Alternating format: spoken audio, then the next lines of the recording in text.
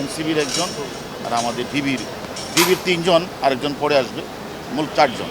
আমাদের মাননীয় সংসদ সদস্য আনোয়ার আজিম হত্যাকাণ্ডের যেখানে হত্যাকাণ্ড সংঘটিত সেই পিউ ভিজিট করতে আমরা গেছি। সেখানে ওই পার্টে একজন ঘাতকের একজন সহযোগী, সেও ঘাতক, তাকে তারা গ্রেপ্তার, তার সাথে কথা বলেছে। আমাদের পার্টিও 3-4 জন গ্রেপ্তার আছে, তাদের সাথে আমরা কথা বলে যেটা বুঝতে পেরেছি, এর আগেও আমরা শুনেছি যে ইদানিং বাংলাদেশের অনেক সন্ত্রাসী তারা এখন কাঠমান্ডুকে তারা ব্যবহার করছে। এবং এর মধ্যে আমাদের যে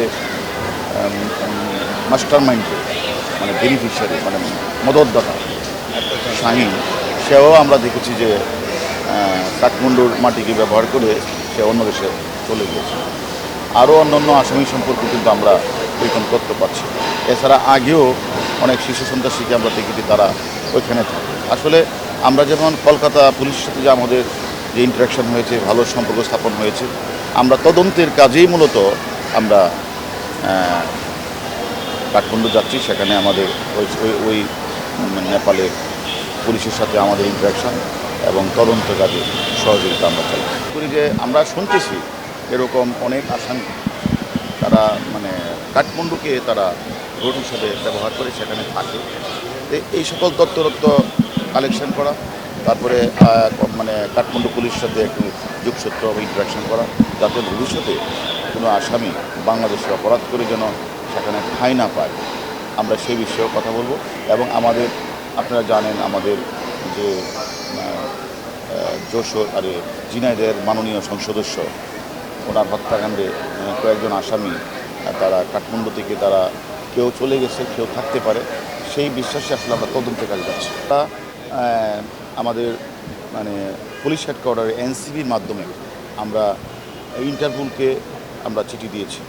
আমরা ইন্টারপোলের মাধ্যমে আমরা কাঠমান্ডু পুলিশকে জানিয়েছি যে এখানে সিয়ামসহ বেশ কয়েকজন আসামি তারা কেউ চলে গেছে, কেউ আছে। এই বিষয়গুলি তাদেরকে আমরা অবহিত করেছি এবং তারা যদি থাকে তাহলে তাদেরকে যেন তারা গ্রেপ্তার করে, এটা আমরা তাদেরকে অনুরোধ করেছি।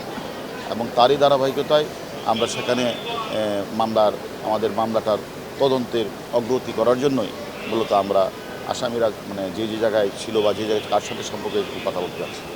ইন্ডিয়াতে যে জিহাদ তালুকদার আছে তার সাথে তো আমরা কথা বলেছি।